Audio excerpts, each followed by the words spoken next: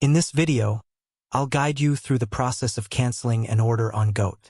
To begin, open your web browser and navigate to Goat's website at goat.com. Once you're on the homepage, click on the Account button and log into your account by entering your email and password.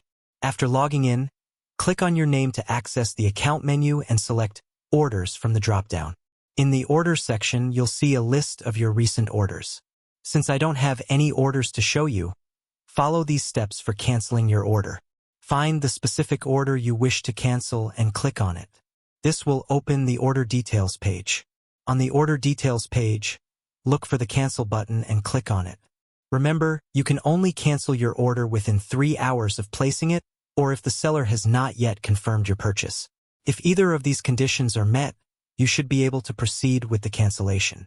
However, if more than 3 hours have passed since you placed the order, or if the seller has already confirmed it, you will not be able to cancel your order. Additionally, for apparel and accessories, all orders are auto-confirmed and cannot be canceled under any circumstances. If this video was helpful, please like and subscribe. Thanks for watching, and see you next time.